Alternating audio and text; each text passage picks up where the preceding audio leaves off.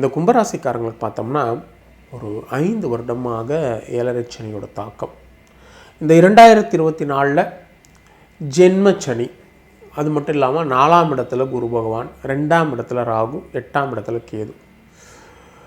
மன அழுத்தங்கள் ரொம்ப அதிகமாக இருந்த காலகட்டமாக இந்த 2024 இருக்கும். எந்த விஷயத்திலுமே எதிலும் முடிவெடுக்க முடியாத நிலை, எல்லாமே எதிர்மறையான சூழல், உடல்நிலையில் பாதிப்பு, யாருமே தனக்கு உதவி இல்லாத நிலை அப்படின்ற மாதிரி இருந்திருக்கும். சின்ன விஷயங்கள், நம்ம பேசுகிற விஷயங்கள் கூட மிகப்பெரிய பிரச்சனைகளை கொண்டு வரக்கூடிய நிலை, தாய் உடல்நிலை பாதிப்பு, தாயுடன் கருத்து வேறு, உறவுகளால் பிரச்சனை, இந்த மாதிரியான சூழலெல்லாம் இந்த கும்பராசினருக்கு இந்த காலகட்டத்தில் ஏற்பட்டிருக்கும். சரி, இந்த கும்பராசினருக்கு இப்போது 2025 எப்படி இருக்குது? நல்ல காலம் பிறக்குமா? இந்த மார்ச் மாதத்தில் இந்த ஜென்மச்சனி விலகி வாக்குச்சனி, இந்த குடும்பச்சனின்னு சொல்ல, அதாவது சனி 7.5 சனியின் கடைசி பாகம் சொல்லுவோம். அப்படி இந்த மார்ச் மாதத்துலேருந்து மாறப்போகுது. அப்போவே நமக்கு அந்த மன அழுத்தத்திலேருந்து முழுமையாக வெளியே வந்துடுவோம். எதிர்மறை சிந்தனைகள்லாம் விலகிடும். அடுத்து நம்ம என்ன பண்ணலாம் அப்படின்ற ஒரு சிந்தனையெல்லாம் உருவாகக்கூடிய நிலை ஏற்படும். புதிய மாற்றங்கள், புதிய முன்னேற்றங்கள்லாம் ஏற்படக்கூடிய காலகட்டமாக இந்த கும்பராசிகளுக்கு இருக்க போகுது. அது மட்டும் இல்லாமல் ஏப்ரல் மாதத்தில் குரு பகவான் 5ஆம் இடத்துல சஞ்சரிக்க போகிறார். 5ஆம் இடத்துல சஞ்சரித்து இந்த கும்பராசியை தன்னுடைய 9ஆம் பார்வையாக பார்க்க போகிறார். இந்த ராகு கேது பகவானும் 2ஆம் இடத்துல, அதாவது இதுவரை பேச்சாளர் பிரச்சனை, பொருளாதார முடக்கம் இதெல்லாம் ஏற்படுத்தி ராகு கேது பகவான் அவங்க ராசிக்கு ஜென்மத்தில் ஜென்ம ராகுவா சஞ்சரிக்க போகிறார். உடனே சார், இவ்வளோ நாள் ஜென்ம சனி, இப்போ ஜென்ம ராகு, இதே வாழ்க்கையாக போயிருமா அப்படின்னு நீங்கள் நினச்சிங்கன்னா கவலைப்பட வேண்டியதில்லை. ஏன் அப்படின்னா, ஜென்ம ராகு இருந்தாலும் ஜென்ம ராகுவால் வரக்கூடிய எதிர்மறை பலன்களை குரு பார்வை, அதாவது 5ஆம் இடத்துல இருந்து குரு பார்க்கக்கூடிய குருவின் பார்வை இந்த ஜென்ம ராகுவின் வரக்கூடிய தீய பலன் முழுவதுமாக குறைத்துவிடும்.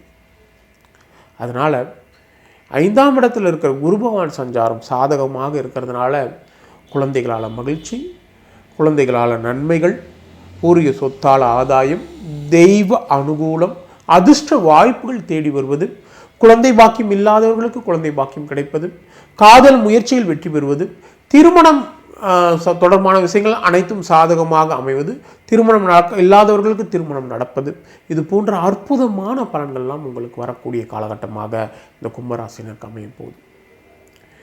எல்லா வகையிலுமே ஒரு நல்ல மாற்றத்தையும் முன்னேற்றத்தையும் அனுகூலமான பலன்களையும் இந்த கும்பராசினர்கள் இந்த வருடம் பெறப்போவாங்க.